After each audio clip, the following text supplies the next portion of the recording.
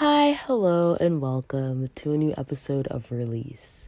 I'm your host, Adriana, and I'm so honored and grateful that you've taken the time to listen to what I have to say. And today, I want to talk about self-trust. First, I want to begin with the definition of trust according to Collins Dictionary. I actually haven't done an episode with a definition in a while, so I'm very excited. But Collins Dictionary defines trust as reliance or confidence on the integrity, strength, ability, surety, etc. of a person, thing, situation, etc., etc. So when it comes to trust, as with a lot of concepts that we talk about on the podcast, it begins with self. If you cannot trust yourself, it is going to be very hard for you to trust anyone else, including a higher power, if you believe in that. So we're going to break this episode up into 3 little parts, and obviously they will overlap because it's more of like a Venn diagram, like a 3-circle Venn diagram. So there will definitely be things within and concepts that overlap, but we'll talk about trusting the self, and then trusting others, and then trusting a higher power. So when it comes to trusting yourself, there's a question that was asked by someone on Instagram, and she asks, what are the limits to self-trust? Does it intertwine with self-awareness? And I really like this question because self-trust and self-awareness definitely align, but self-awareness is one of the first steps of self-trust, as are a lot of concepts that we talk about on here, because honestly, you must be aware of something in order for you to work on it, for you to see that it's working or it's not working.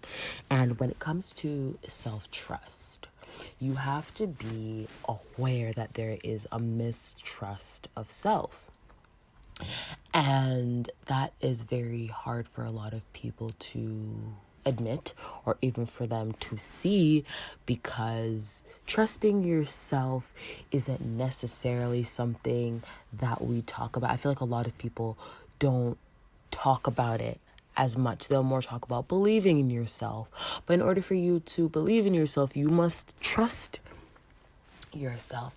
And in her question, she asks, what are the limits to self-trust, which I also find really interesting, because she's saying that there must be an end to where you trust yourself. But the way that I see self-trust is that it honestly, I don't see it as a concept that ends. I see it as a foundational concept that we must always be working on. It should be a concept that we are always striving to solidify, because it is our basis for the way that we operate in the world and how we trust people and the way that our relationships look. So I definitely haven't answered her question yet, but this episode, I hope, will give her the answers that she is looking for. So when we begin with thinking about trusting ourselves, first, look at yourself in the mirror. If you have a little mirror, look at yourself. If you're listening on your phone, lock your phone screen and use your phone screen as a mirror, and look at yourself and say, do I trust myself? And if the answer is yes, then that's good. I'm happy that you trust yourself. I'm hoping that this episode gives you more ways to strengthen that trust. And if your answer is no, you're definitely not alone. And I hope that I can give you some beginning steps to help you to strive towards becoming trustworthy in the view of yourself. And of course, if you see yourself as trustworthy, then your life will align. So when we think about self-trust, the first thing you have to do is think about possibly reasons why you don't trust yourself and the reasons why you do already believe that you trust yourself. For me, I had to recognize where distrust in myself had started. And I had to recognize, because for a very, very, very, very, very, very long time, I couldn't say that I trusted myself. Because of different reasons. I would say if you struggle with mental illness, especially a mental illness where all mental illnesses really, they alter the way that you can interact with your environment. If you understand what I'm saying, and if you struggle with that, you may have a really hard time trusting yourself and trusting that you are safe by yourself. For me, when I was in one of the lowest points of dealing with mental illness and its effects on me, I honestly didn't really trust myself to be alone because of the thoughts that I was having, and I feared that those thoughts would become reality. So even though I was someone who would kind of fight in silence, when I felt like those thoughts were going to become reality, I would reach out to somebody and say, hey, in this moment, I don't trust myself. I'm just letting you know that I feel this certain way. And then we would create some sort of safety plan. If you have gone through any kind of therapy, therapists normally create, and I believe doctors may create them too, but they create a safety plan. So let's say that your therapist isn't reachable and the person or the people that you want to reach out to aren't available either because it's like 3:00 in the morning and they're asleep. There is a plan put in place that when you feel that desperation and you feel those thoughts. For me, I would struggle really, really, really heavily with suicidal thoughts, and I was given a lot of pills, a lot of medication, and sometimes I had a fear that I would take them, and I did end up taking them. But the point, when I say take them, I don't mean take the prescribed amount, I mean overdosing. Again, like I said in the first episode, these episodes may be a little bit triggering. I may refer to things that are triggering, so I will definitely be putting trigger warnings in these episodes as we go along. Beautiful. So as I was saying, I was struggling with thoughts of, I feel like I'm going to take more than the prescribed amount. And when I felt that way, I would try to reach out to people. At the point that I did actually take them, I was in a totally different mindset, and I honestly felt like I was at my last, like my end of my rope. So I didn't necessarily reach out to anybody, but that's a different topic for a different episode. So sometimes in those cases, we definitely mistrust ourselves because we know our thoughts and we also know what we are capable of. For me, at a young age, so my mom has a really, really, really, really bad fear of heights. Like, if we go, I remember when I was younger, we went to the mall, and the way that this mall is set up, I think a lot of malls are set up like that, but the way that the mall is set up is that the stores go like around the perimeter of the store, and then there's like you can look straight down to the first floor of the mall.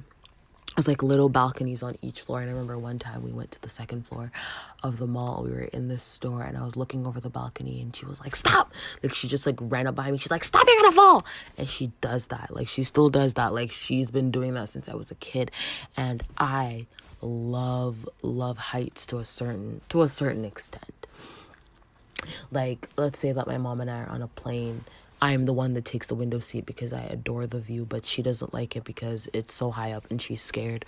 Or anything that really has to do with heights. Like I said, second floor. Like she's terrified of heights, but for me, I love, like I remember I knew this person that lived in a penthouse. So that was a 29th floor of their building. And I used to love going to the balconies of their house and looking out and seeing like the sunset and looking at all the houses, and it was beautiful for me. But for me, when people ask me what fears I have, I say that I have a fear of heights because I've been conditioned to fear heights. And I cannot speak for you, but there are a lot of things within our childhood that condition us to be afraid of things. There are things that people say to us. I can also think about how when I was younger, I used to be scared of accepting compliments. I felt like if I accepted compliments that I was being cocky, or I was full of ego, or whatever the case may be. So I would just kind of laugh. Like it was very hard for me to accept compliments. But that is beside the point.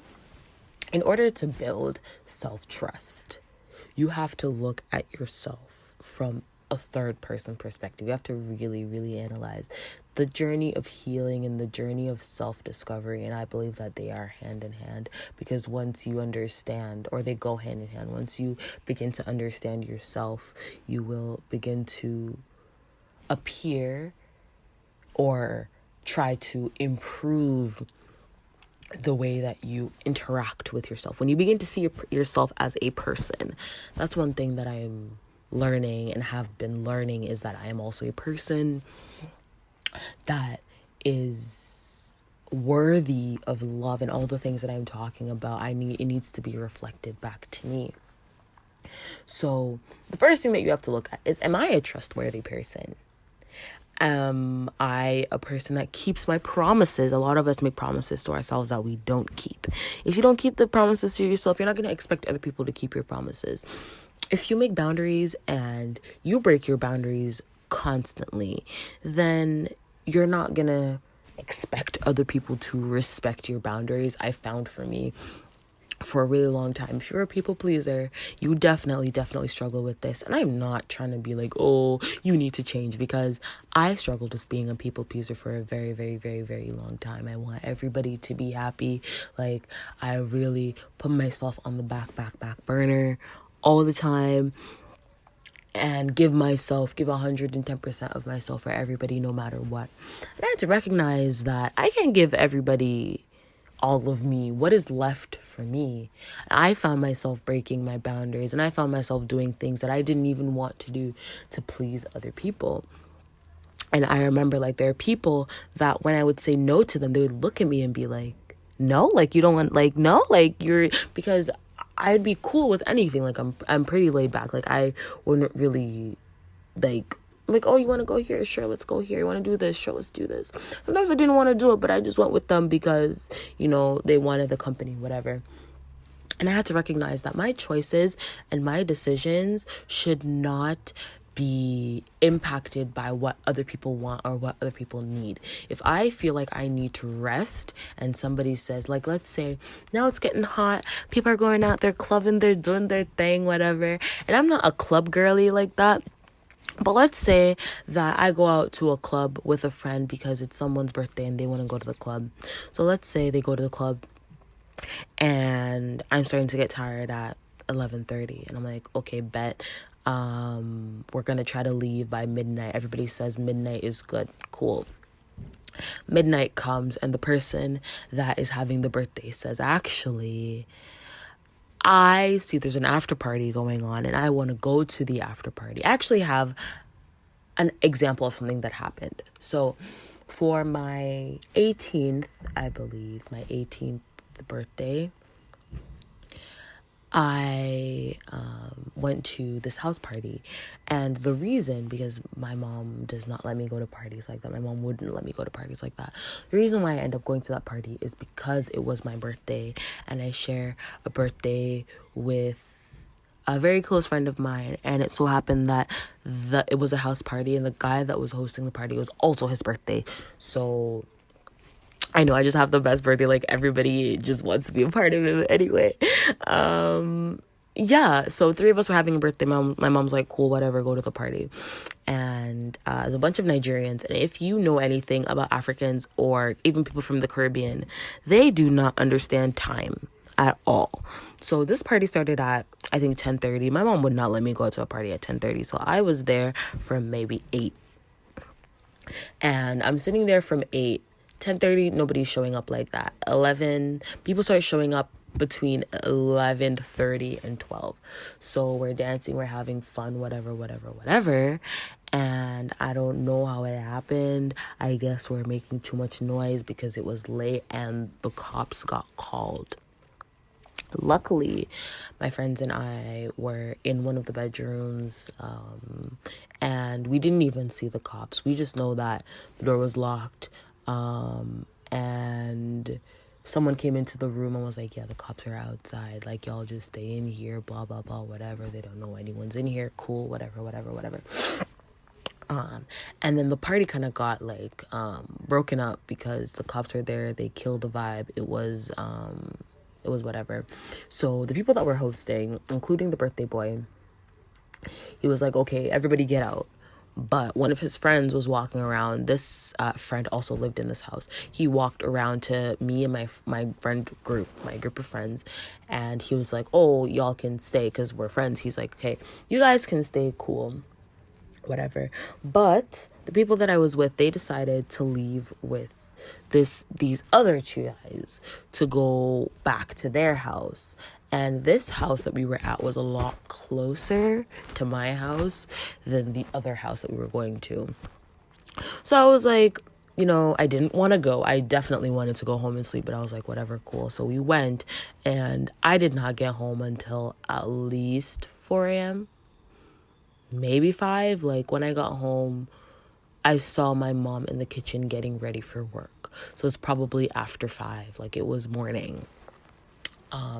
And I remember going to bed and being like, I'm so fucking tired. Like, I really, like, all we did was get a little high and sit around and talk for a few hours. There was nothing really that was substantial about the night. I honestly could have gone home and slept and woken up the next morning, done something fun with my friends during the day. So that is just an example of how if you don't allow yourself to speak louder than the voice of others, then it's going to be really, really, really hard for you to even trust others. Because, like I said, you're going to expect, it's really hard because you're also going to expect other people to show up like that in life, and there are people that genuinely trust themselves. So you may break your boundaries for someone 100,000 times, but that person may even be taking advantage of the fact that you say yes. I realized that people were taking advantage of the fact that I was always saying yes. So they would always ask me because they were sure that I would say yes. But if I asked them and they weren't feeling it, they would say no, and that was that. And I would feel hurt. But in all honesty, they were very, very, they were allowed. It was allowed for them to say no for their own reasons. And I also recognized that within this lack of self-trust, I wasn't trusting my intuition. People say that, or I've seen a quote that says that gut feelings are guardian angels. We can refer to our intuition as our gut feeling, but I was mistrusting myself and mistrusting my intuition. When my intuition said, don't do this, don't go here, blah, blah, blah, I would find a way to explain it away. And I had to recognize that my intuition is trying to protect me. It is trying to show me what I need to be doing. But for me, I wanted to have but why can't I do it? I want to do this, I want to do that. And it had a lot to do with the fact that I wasn't really allowed to do a lot of things. So because I wasn't allowed to do a lot of things, when I got the opportunity, I would rush to do it, regardless of if I wanted to or not. Because I felt like it was a lot of FOMO. I had really, really, really bad FOMO. And honestly, at this point in my life, FOMO doesn't necessarily concern me anymore. If it's something that I don't enjoy doing and I'm missing out on it, it's probably for the better. I probably would rather sleep, because if I go, then I'm just going to be in a bad mood. Not bad mood, but I'm just not going to have as much fun as if I was going somewhere and doing something that I like to do. So when it comes to intuition and when it comes to listening to our gut feelings, I have learned everybody has intuition, everybody has gut feelings, but it is so important for us to listen to ourselves. If there is a little voice in the back of your head that's saying, don't do this, don't go here, don't do that, just don't. For me, it was, why can't I do it? Why can't I? Blah, blah, blah. And I would try to explain the feeling away. But every single time I tried to explain that feeling away, then something would happen where I'm like, bro, I should have listened to that voice in my head. I really should have listened to that voice in my head. And even with the situation with my birthday, I was there the whole time thinking, I would rather be in bed. I know this is happening. My mom isn't calling me, but I know that she is probably stressing or whatever. And then I get home and I walk literally into her, not into her, but I open the door and she's right there staring at me. I literally looked at her and I was like, I can't talk right now. I'm going to bed, because it was 5 a.m. and I had been out for since 8 the night before. So obviously I was exhausted. Yes, all of that to say that when it comes to trusting yourself, you have to develop practices that allow you to really enforce that trust within yourself. So for me, I try to practice boundaries with myself. I'll say, okay, I won't go on my phone for an hour. So what do?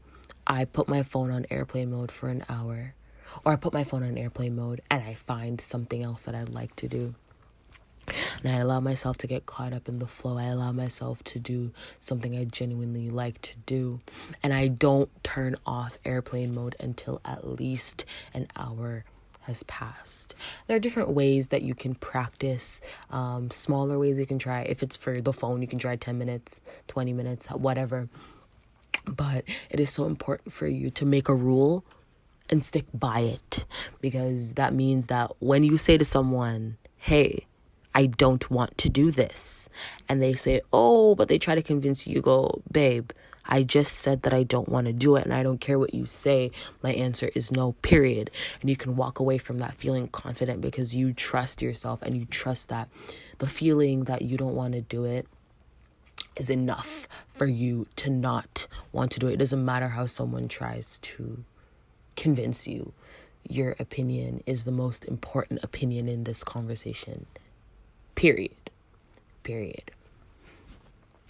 And when it comes to trusting others, as I've been saying in this Venn diagram, this conversation that includes our little Venn diagram of trust, when it comes to trusting others, you cannot trust others, I believe fully, wholly, that you cannot fully trust someone until you trust yourself. Until you understand that there are certain unbreakable rules, there are certain boundaries that I will not pass with myself. You won't allow other people to pass those boundaries with you. Because, I wouldn't even do this to myself. So why would I allow you to do this? Like, honestly and truly for me, I am learning how to really allow myself to be. If my intuition is saying, okay, babe, it's time for you to post a poem, I am not going to compare myself to other people and be like, oh, my poetry doesn't look like this, or this doesn't look like this, or that doesn't look like that. I'm going to say, okay, self, wherever this thought is coming from, I'm going to act on my thought. My poetry is important to me, and I trust that this thought is coming from a place of love for my own work. So I'm going to post it, and I'm going to work really hard on, possibly I'll do a cute little design or whatever, and I'll work hard on presenting it in a beautiful way and practicing my creativity. And when I send it out, I don't need anyone. This is also important. You don't need anyone to affirm that your creations are beautiful. For release, I do not check the views. I will post things on like my Instagram story, but I won't necessarily be checking to see how many people have liked or how many people have shared it to their story, because that's not the point. The people that need to hear this message will hear it. They may not need the message right now, but maybe a month from now, someone will message me and say, hey, I found this episode 2 of season 4 of Release, and I really needed it. And I'm so happy that you posted it. And honestly, that has already happened. There have been episodes where I have posted them. And because Spirit put the message within me, I was like, the collective needs it or will need it. So I just send it out. I just post it and I let it be. Release day comes and I let it be free. And months later, people will message me and say, I listened to episode 5 of Release and it really struck a chord with me, and I'm so happy because I needed to hear it right now. My part of the job has been done. I allowed Spirit to lead me, and I trusted myself enough to know that this is what I'm going to talk about. There's no evidence necessarily that it's needed right now, but this is what I'm going to talk about, period. And when it comes to, I keep talking about Spirit. So when it comes to our third part of our Venn diagram, trusting a higher power, trusting source, trusting Spirit, all begins with self-trust. If you don't trust yourself, and if you don't trust others, if you cannot trust the seen, you cannot trust the unseen. For me, it has been quite the journey of saying, like, Spirit has got my best interest at heart always. Sometimes I really think of myself as delusional because I really do believe that the best is going to come out of whatever situation I'm put in. If a friendship doesn't work out, a romantic relationship doesn't work out, honestly, yeah, there will be tears and there will be journaling and there will be stress. But after that has passed, I'm chilling. I'm like, Spirit, I'm surrendering to you. And surrender is such a big theme of not only the last few years, but I'm seeing of my life. Like, this trust, this undying trust that I have within Spirit, it feels so safe to feel, even if whatever other people may think, like, oh, you need to be doing this, you need to be doing that, blah, blah, blah, blah, blah. I'm just trusting that I'm always in the right place at the right time, and Spirit is always doing things to make sure that I'm good at all times, and I may not see the benefit of it, and it's not my job to see the benefit in that moment. My job is to move with my intuition. My job is to move with Spirit. And Spirit talks to me constantly. Spirit talks to you constantly. You just have to be open to listening, just begin with listening to your gut feeling, and you will see how your intuition allows you to be led into places away from dangers that you didn't even know were dangerous, things that you didn't even conceptualize as a danger. So now I allow myself to believe that the best is yet to come, always, in spirit. As soon as you begin to trust yourself, you will realize, like for me, one of the hardest things that I had to surrender, it took me a while because I thought that it was the best. I thought that spirit can't take this away from me. This is the best. Like, this is where we stop. Like, this can't not be right. And when I released it, I realized that it was not for me. Spirit was protecting me. And honestly, I believe that what I was holding on to, Spirit was showing me a lot within what I was holding on to and why I was holding on to it. And I'm realizing that, honestly, if I had gotten what I thought that I needed, this is one of the biggest lessons. If I had gotten what I had wanted, then I would not get what I deserve. Because a lot of the times we want things, but what we're being presented is just a little hump, is just a little bit of the ride to get what we deserve. And for me, with trusting spirit, because I know that the best is always on its way, the grass is what I realize, or what I say to myself is, right now, the grass is green in my field, but spirit is taking me to a hill, a grassy hill where I can sit on the hill and say, wow, it's so beautiful up here. There's a view, but I can look down on the hill that or down on the little flat that I'm coming from and say, wow, it's beautiful over there too, regardless of what has happened. And I walk through my life wholly believing and trusting that spirit always has a plan for me, because I am here and I'm in the hands of this higher power, and whatever comes my way, I have to trust that it is a lesson. And I believe that every lesson is also a destination. The journey is also the destination. So as I'm learning and I'm here, spirit is teaching me that this is what you need to know. This is the lesson you need to know right now to become a better person right now.